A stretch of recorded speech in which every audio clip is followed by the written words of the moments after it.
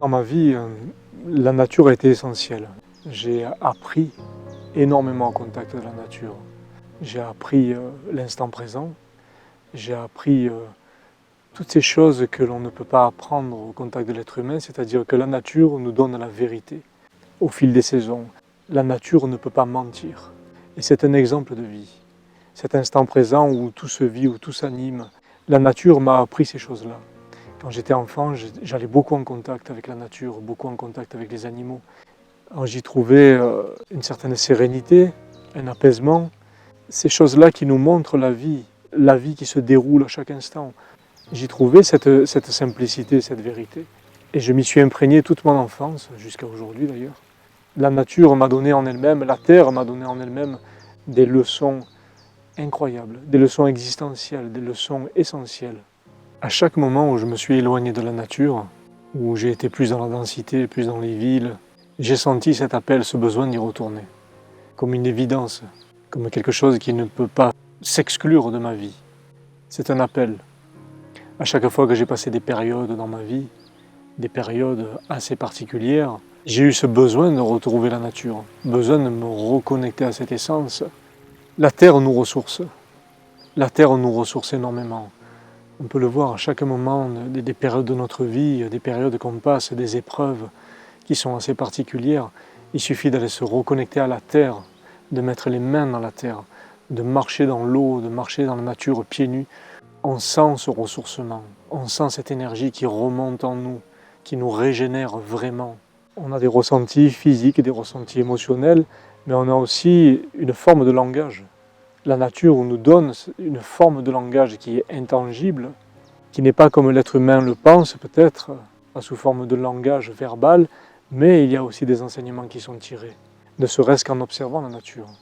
Mais au-delà de ça, les arbres communiquent aussi, dans une forme d'énergie qui n'est pas palpable par l'être humain, mais une énergie qui est perceptible et où il y a des informations qui nous sont données. Puisque tout n'est que de l'énergie et tout n'est que de l'information. Quand vous êtes fatigué, vous allez vous adosser à un arbre, vous ne savez pas pourquoi, mais d'un coup vous vous ressentez régénéré. Parce que l'arbre vous a transmis son énergie, l'énergie qui part de la terre, de ses racines profondes, qui remonte, et cette énergie se transmet complètement. Et comme nous sommes tous connectés, il n'y a pas de séparation avec ça, donc on reçoit aussi cette énergie. C'est pour ça qu'on éprouve souvent le besoin d'aller au contact de la nature quand ça ne va pas, ou pour réfléchir à certaines choses. Très souvent, quand on cherche des réponses, on a tendance à aller au contact de la nature, à s'intérioriser au contact de cette nature. Ça ne passe pas par le mental, ça passe avant tout par le cœur, et on ressent. Ça ne peut aucunement passer par le mental. Alors c'est vrai que si l'être humain a tendance à dire « je veux aller dans la nature pour ressentir, je veux pour percevoir quelque chose », on se dit « ah mais il ne se passe rien ». Il ne se passe rien justement parce qu'on est dans une attente de quelque chose selon une certaine projection. Et on s'imagine que ça va arriver de telle ou telle manière. Mais ce n'est pas comme ça que ça se passe dans la nature. Ce n'est pas comme ça. Ce sont des liens beaucoup plus subtils, beaucoup plus forts. Et on n'a pas à attendre. C'est pas dans une attente qu'on doit y aller. C'est plutôt dans une communion, dans une fusion, dans cette idée qu'il n'y a pas de séparation et qu'on fait partie de tout ça, qu'on fait partie de ce tout. Depuis des siècles, l'être humain a pensé qu'il pouvait tout dominer. Une question de pouvoir, une question d'argent. L'être humain a pensé qu'il pouvait dominer les éléments, l'eau, la nature, les forêts, la terre en général, parce que l'être humain se place en être supérieur à tout ça. L'être humain, dans sa volonté de vouloir tout dominer, tout maîtriser, tout contrôler, il a fait l'expérience pendant des décennies, je dirais même pendant des siècles. L'être humain a tout exploité au maximum, la nature, la terre, mais on a bien vu que l'être humain était tout petit face à tous ces éléments. Même s'il pense être supérieur, il n'en est rien. On n'est pas supérieur à quoi que ce soit. Et là aujourd'hui, l'être humain arrive à un stade où il a fait l'expérience de cette domination, de ce pouvoir à travers l'argent, à travers diverses valeurs matérielles, et on voit les résultats sur la Terre. On voit les résultats au niveau mondial. On voit au niveau de la planète ce que ça a fait, l'impact que ça a eu, les forêts qui ont été détruites, des animaux qui disparaissent, les bouleversements climatiques. L'être humain a fait l'expérience de cette exploitation de la terre. Il a voulu être dans le rendement, dans la productivité, et on a vu où ça nous menait, à tous les niveaux. Là aujourd'hui, il est temps que l'être humain redevienne raisonnable. On n'a rien à exploiter. La terre nous offre tout généreusement déjà. Et c'est là où il faut se placer humblement. Ne plus exploiter, ne plus être dans ces modes de consommation où on est davantage attiré par des choses matérielles, davantage attiré par la productivité, par le pouvoir, par l'argent. Il y a des valeurs bien plus grandes, bien plus simples. On va chercher loin des choses, on va chercher le bonheur, on va chercher les richesses, on va chercher à exploiter pour se rendre bien, pour se rendre heureux, pour se sentir bien, pour se satisfaire. On voit maintenant dans ce modernisme l'être humain qui est complètement stressé, complètement déboussolé. On lui demande d'être dans la productivité de lui-même, on lui demande de faire de sa vie une production, entre guillemets. Et on le voit dans les villes de plus en plus, les gens stressés, les gens malades, les gens angoissés, qui forcément, de par le fait qu'ils soient coupés de leur nature et de la nature, ils attrapent des maladies émotionnelles, des maladies physiques. Les gens stressés, on les voit dans les villes, la première chose qu'ils font quand ils ont des vacances, ils essayent d'aller dans la nature. Pourquoi ? Parce qu'ils se reconnectent à ce moment-là à leur propre essence. C'est cette connexion-là qui permet de trouver la quiétude, la sérénité. Et on ne peut pas couper l'être humain de ça. Et il est temps qu'aujourd'hui, l'être humain se rende compte de cette véritable nature, de ces véritables connexions qui nous animent. Allez marcher pieds nus dans la nature, vous allez voir ce que ça fait, plutôt que de marcher sur du béton avec des chaussures bien ficelées. Vous verrez la différence de quiétude que vous avez, la différence d'émotion, les différences de comportement que vous pouvez avoir. Et là, on retrouve cette connexion, cette guidance intérieure qui nous dit ce qui est juste. On retrouve ce que certains peuvent appeler la petite voix, ce que j'appelle la guidance qui est liée à notre âme. On retrouve ça. On retrouve cette connexion qui nous permet d'aller à l'essentiel et qui ne nous trompe pas. Parce qu'on est plongé au cœur de cette vérité. Cette guidance revient progressivement parce qu'elle n'est pas interférée par le vouloir, par les projections, par le devenir, par la productivité, par le fait de vouloir aller vite, de plus en plus loin. On n'est pas interféré par quoi que ce soit dans cet instant présent. On est juste là, avec nous-mêmes et connecté à tout ce qui est. C'est uniquement par cette reconnexion que l'être humain pourra retrouver cette sérénité, cette quiétude, cette paix intérieure. Être dans cet instant présent, être dans cette vérité-là, ne consiste pas à se détacher de tout au point de tout laisser tomber. C'est-à-dire que le détachement consiste à dire, si j'ai quelque chose aujourd'hui, peu importe ce que j'ai, je sais que si demain je le perds, je ne perds rien. Je me détache de ça, je me détache de ce qu'il pourrait arriver après.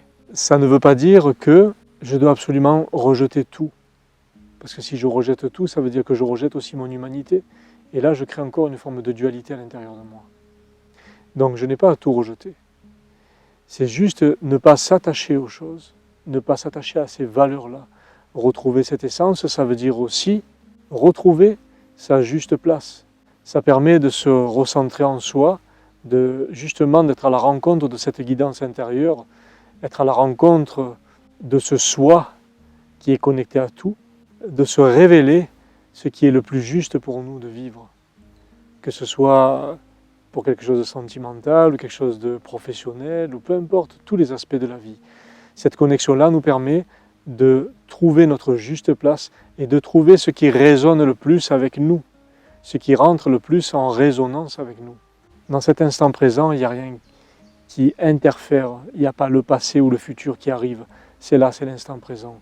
Donc on lâche prise sur nos peurs, sur les peurs du passé, de ce que l'on a vécu, les peurs du futur, de ce que l'on risque de vivre ou ne pas vivre, sur ce que l'on risque de manquer. On est dans cet instant présent, c'est ça le lâcher prise. L'être humain a oublié cette essence que la nature lui donnait, cette énergie que la nature lui donne. Il a oublié cette osmose, ces cadeaux qui nous sont faits. Alors l'être humain, dans son modernisme, a voulu prendre le pouvoir et il a pensé que ce pouvoir le rendait fort, ce pouvoir le rendait supérieur. mais il n'en est rien. Le pouvoir que l'être humain a pris, c'est un pouvoir palpable, un pouvoir matériel, un pouvoir de l'argent.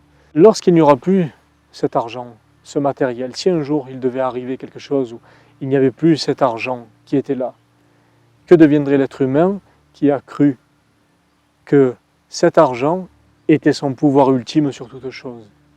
Qu'est-ce qu'il deviendrait à ce moment-là? La nature nous donne ce que l'être humain ne peut pas acheter, cette richesse-là, cette abondance qui est là au fil des saisons. Il suffit d'observer la nature. On a l'impression qu'un arbre se dépouille, il se dépouille de ses feuilles en automne, en hiver il renforce ses racines. Il va passer ce temps-là comme si c'était une petite mort. Et ensuite, il va renaître à lui-même au printemps. De nouvelles feuilles vont apparaître, puis de nouvelles fleurs, puis de nouveaux fruits, parce qu'il laisse en lui couler le mouvement de vie. Il se laisse aller à ce mouvement de vie. Et il n'interfère pas dans ce mouvement de vie. Et là, il y trouve l'abondance. L'abondance renaît par lui-même. Il devient l'abondance. Et c'est le cycle de la vie. Et l'être humain n'a pas encore compris ce cycle pour l'instant. Et parce que l'être a été coupé de la nature, de sa connexion avec la terre, il s'est aussi coupé de son instinct, c'est-à-dire de se nourrir sainement. On le voit dans les peuples premiers, il y avait des peuples cueilleurs, chasseurs, ils se nourrissaient sainement. Ils se nourrissaient avec des choses qui vibraient. Aujourd'hui, on a remplacé ça par de la nourriture industrielle, par toute forme de nourriture chimique même transformée. L'être humain mangeait des animaux qui souffrent par l'élevage industriel. Donc tout ça, ça crée des toxines aussi. Ça crée des toxines qui créent des perturbations au niveau de l'équilibre psychologique, de l'équilibre physique. Et l'être humain en est venu là, à s'empoisonner avec une forme de nourriture pour aller plus vite encore, se nourrir encore plus vite, se nourrir facilement. Et on voit les dégâts que ça fait aujourd'hui au niveau de la planète. On extirpe un maximum d'elle en faisant de l'industrie alimentaire, en faisant des élevages industriels. On fait souffrir la planète, on fait souffrir des animaux aujourd'hui, et forcément on mange cette souffrance. On se nourrit de cette souffrance. Donc l'être humain ne peut que souffrir s'il se nourrit avec quelque chose qui a souffert. On ne peut pas trouver l'équilibre en donnant de l'énergie à son corps si cette énergie vient de la souffrance. Il est temps aujourd'hui de retrouver ses vraies valeurs, de se nourrir beaucoup plus sainement, de se nourrir avec équilibre, avec des choses qui vibrent, avec des choses simples, des choses qui n'ont pas souffert. On ne prend plus le temps d'aller cueillir dans la nature. Et pourtant, c'est primordial, cet acte, je dirais, sacré, d'aller pouvoir cueillir quelque chose pour se nourrir, des plantes sauvages, des baies, des fruits, des champignons, peu importe, mais quelque chose qui vibre encore avec l'énergie de la terre, qui n'a pas été transformée, qui n'a pas été polluée, qui n'a pas souffert. Se nourrir en conscience, c'est ça qui est important de voir aujourd'hui. Et souvent, j'entends les gens dire « moi je suis prisonnier, j'ai pas assez d'argent, je travaille, je peux pas faire autrement, etc. » On peut toujours faire autrement. L'humanité change si l'on change nous-mêmes, si l'on change nos modes de pensée, nos modes de comportement, nos modes de consommation, nos modes de croyance, nos modes d'action. L'essentiel, c'est de faire les choses en conscience. Alors oui, peut-être que aujourd'hui, la nourriture saine pourrait coûter un peu plus cher. Mais quand on mange la nourriture saine, on a moins besoin de manger. On mange beaucoup plus sainement, dont le corps est nourri sainement.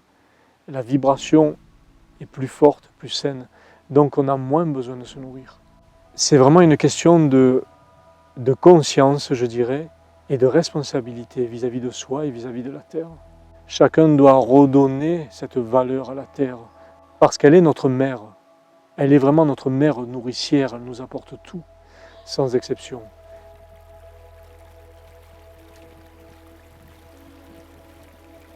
L'eau contient la mémoire originelle de la terre. Elle contient la mémoire originelle de toutes les informations qu'elle a engrammées depuis des millions et des millions d'années.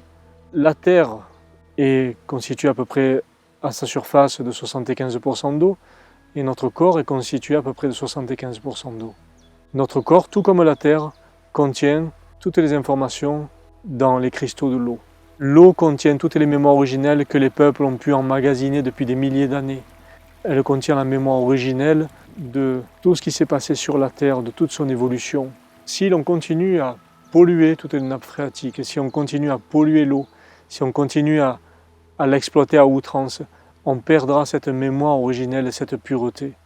Et c'est ce qui arrive déjà dans la plupart des pays du monde. On boit de l'eau au robinet, elle est déjà polluée par des métaux lourds, par des pesticides. Et qu'est-ce qui se passe? On boit une eau qui a des informations avec cette pollution, qui a des informations avec tous ces métaux. Donc, on emmagasine aussi ces informations dans nos cristaux d'eau. Et de ce fait, on continue à polluer notre corps. Aujourd'hui, si l'on veut retrouver notre vibration originelle, si on veut retrouver cette pureté en nous, il est essentiel de préserver l'eau pour pouvoir ne serait-ce que donner de l'eau à son corps qui va pouvoir nettoyer ces cristaux et pouvoir purifier tous ces cristaux qui ont été informés avec tout notre vécu. Tout ce que nous vivons au fil de notre évolution, tout ce que nous avons vécu, nos blessures, nos souffrances, crée des émotions qui impactent notre eau intérieure. L'eau est sensible à toutes les pensées, à toutes les émotions, ou même aux mots. Il suffit de voir les cristaux de l'eau comme ils peuvent changer selon les mots qu'on va lui présenter, selon les images qu'on va lui présenter ou selon les émotions qu'on va y mettre. Si on présente à des cristaux d'eau, si on présente telle ou telle musique, ils vont réagir. D'après ce que l'on a pu observer, les beaux cristaux étaient rares à partir de l'eau du robinet des villes japonaises. C'est aussi le cas pour l'eau de certaines villes étrangères. Nous commençons par recueillir un échantillon de l'eau que nous souhaitons examiner. C'est notre chercheur aux chutes de Shiraito no Taki, une source célèbre sur les pentes du mont Fuji. Quel genre de cristaux va nous montrer l'eau des chutes de Shiraito no Taki? Un magnifique cristal hexagonal se développe lentement à partir de 6 angles du cœur de l'hexagone, paré de délicates ramifications.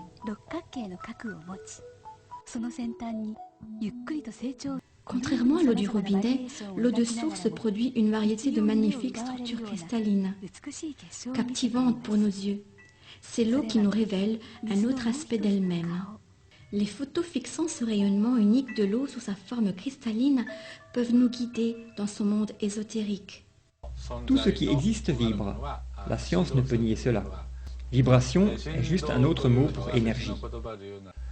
En conséquence, l'absence de cristaux hexagonaux peut être interprétée comme un signe que les forces de vie ont été corrompues énergétiquement dans cette région. La musique est une vibration. Si nous exposons de l'eau à de la musique, sa structure cristalline changera.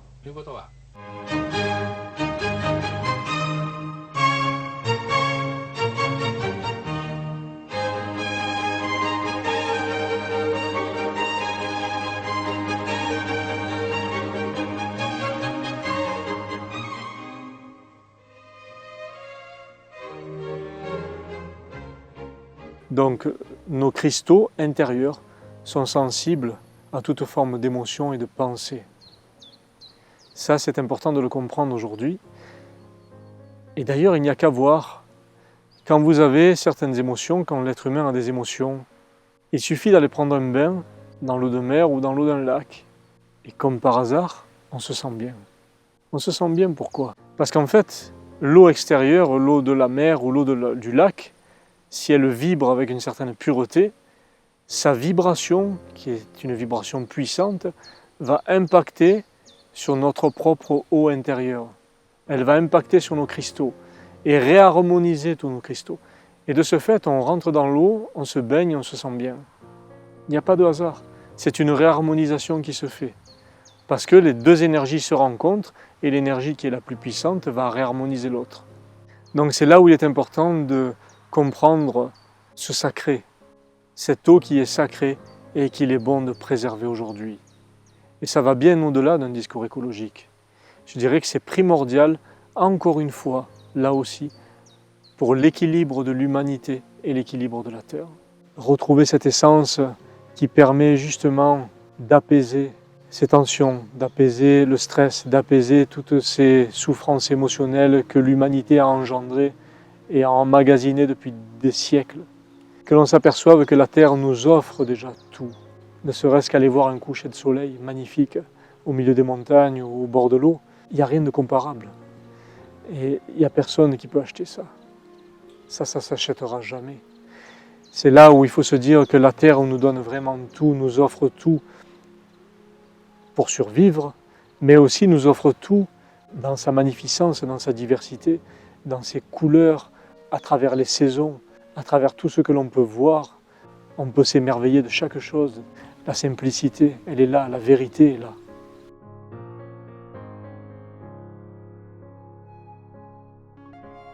La nature est complètement consciente. Tous les éléments sont conscients. La nature est très bien organisée dans sa conscience. Elle peut s'adapter facilement, elle peut s'adapter à beaucoup de choses. La nature s'organise. Elle s'organise d'une façon très subtile, mais très juste. On n'a qu'à le voir, comme les végétaux peuvent s'adapter selon le climat, comme les animaux peuvent s'adapter selon la rudesse dans laquelle ils se trouvent. Il y a toute une organisation qui se fait, mais non seulement au niveau tangible, mais aussi au niveau intangible.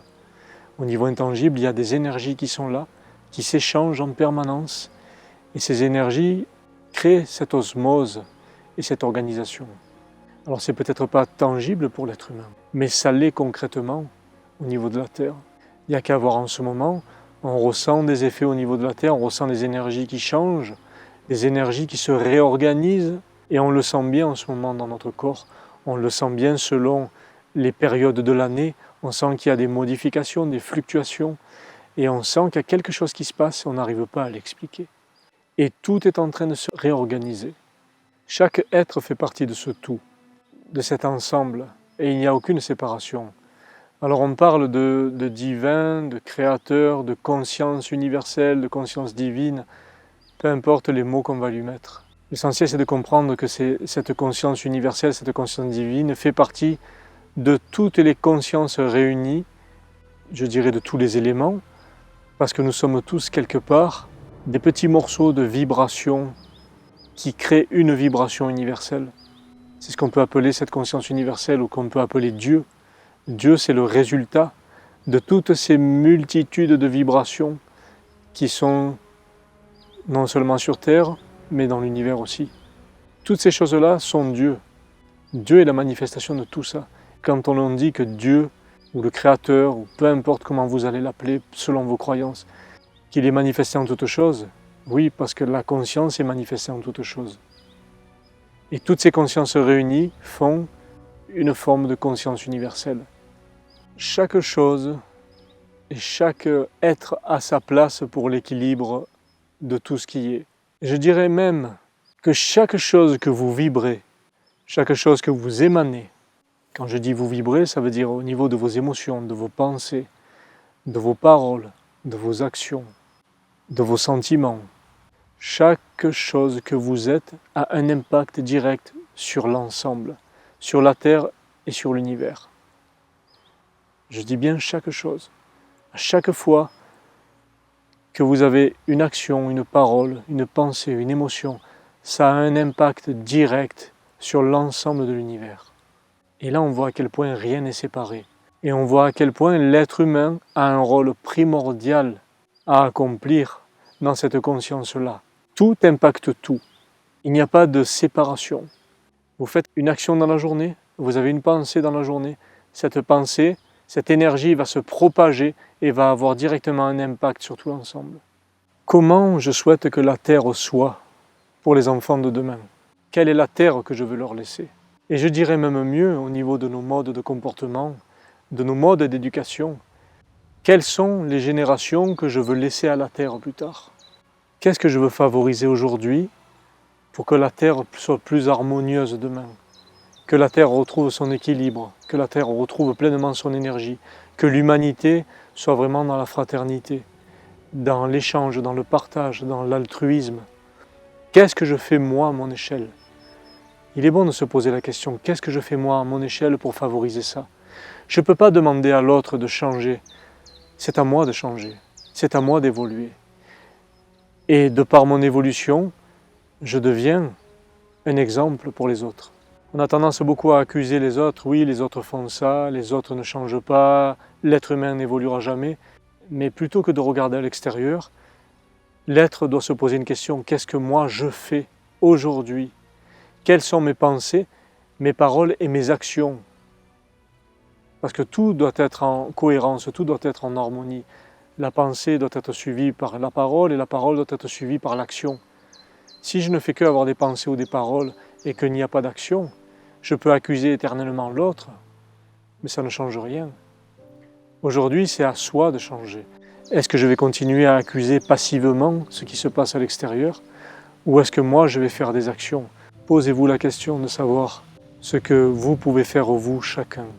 C'est ça qu'il est important de respecter, de préserver aujourd'hui.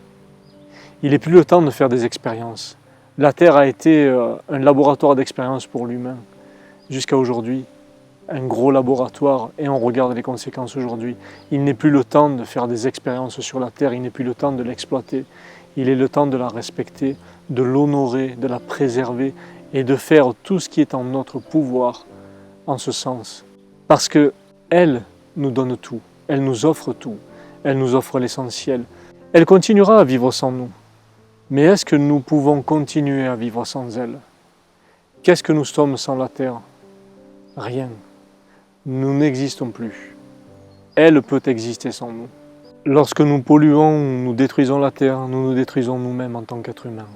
La Terre a pris le temps de nous donner, de nous montrer, de nous enseigner, jusqu'à aujourd'hui, depuis des milliers d'années. On n'a plus vraiment ce choix de dire « je continue à polluer, je continue à exploiter ». L'être humain, arrivé à un moment, va arriver à une forme de saturation de lui-même et n'aura plus la capacité de se régénérer tellement il sera allé loin dans ses erreurs.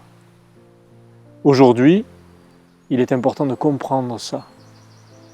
Si nous voulons évoluer dans le sens de cette énergie croissante que la Terre nous offre, que la Terre vibre, c'est important d'aller dans son sens, et dans ce sens d'harmonie, dans ce sens de respect, tout en retrouvant notre humilité en tant qu'être humain.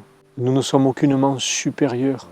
L'être humain, sa seule supériorité qu'il puisse avoir, c'est la conscience de ses choix, de désunir ou d'unir, de détruire ou de préserver, de détester ou d'aimer, de dévaloriser ou valoriser.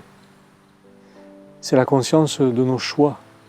L'être humain ne se rend même pas compte qu'on est sur une planète où il y a en majorité des gens qui n'ont même pas à manger, qui n'ont que très peu, ou même qui meurent de faim. Où est l'équilibre dans tout ça? Donc qu'est-ce que je décide? Quelles sont mes valeurs à moi? Il est important de se poser deux questions. À chaque mode de pensée, à chaque parole que je peux avoir, à chaque action que je peux avoir, à chaque mode de consommation, à chaque mode de comportement que j'adopte, est-ce que je nourris la dualité ou est-ce que je nourris l'unité sur la Terre? Et en moi, forcément.